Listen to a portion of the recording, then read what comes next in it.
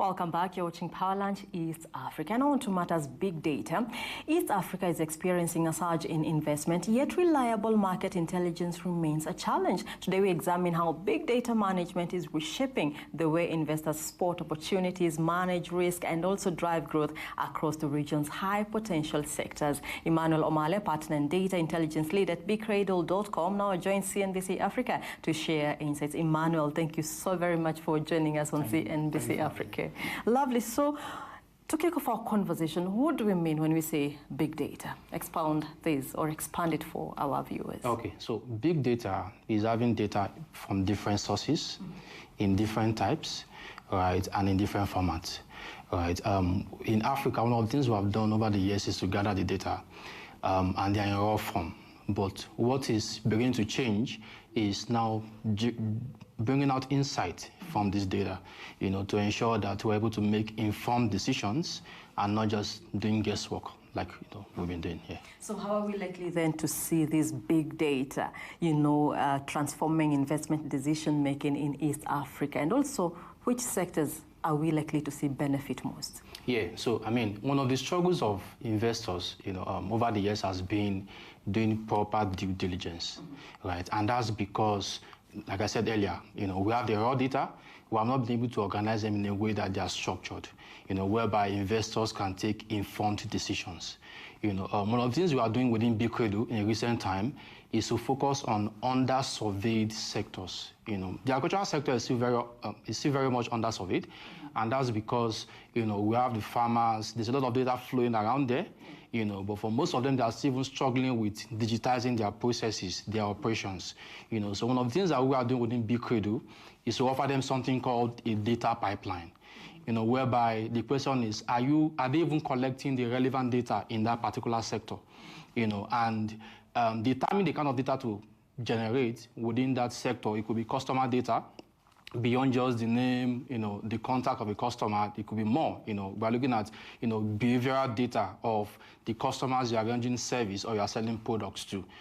So this data generated here and there, is what now helps investors to now make informed decisions. So I would say the first stage is to ensure that these under-surveyed or the sectors whereby they don't necessarily leverage digital platforms for their operations, let's now move them from that brick and mortar, operations to leveraging digital platforms for their operations here. Yes, and when you say data drives a business. Data is all about numbers, and that is what I think every investor is looking at. So what types of data can you say are the most valuable, for investors who are looking to identify high growth opportunities in the region? Let us speak into the Rwandan market, which you are in, and also the entire East African region as a whole. Yeah, interesting.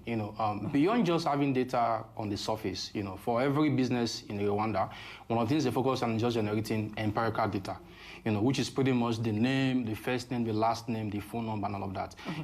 But what they need to now do is to now move from just generating empirical data to relevant data, which is user behavioral data. One of the things that we're offering businesses here in Rwanda is a model, a framework called the data flywheel, whereby for every time you engage your consumers or your customers is an opportunity to generate a new data from them. So it's not a one-time thing, which is what we are used to in Africa, whereby you have a standard as to the data you generate from your customer, from your consumer. But the real deal is ensuring that for every time that customer comes back to you, you are learning something new from them, right? So what now happens is you're now able to now review the data across board, what you already have, with the new data to know how best to position your product or service to serve this customer. So what now happens, eventually is when the customer comes back to you, they get an improved experience. That's one thing that is not in the Rwanda market and East Africa as a whole. So aside from the user and the creator here, let us look at it from an investor perspective. Yes. Before an investor commits their capital, how do they ensure that this data is credible? Yes, that's very interesting, because currently we are speaking with a number of VCs, and one of the things, they've struggled over the years as regards managing their portfolio, and that's because, for most of the businesses, they are, a few of them are able to manipulate, report not true data to the investors, and that's where we come in as their partners. So one of the things they've tried to do is to ensure that from the get-go, they ensure that these businesses are not just rendering product, they're not just product-based, but they are data-oriented. And then the investors have access to that data real time.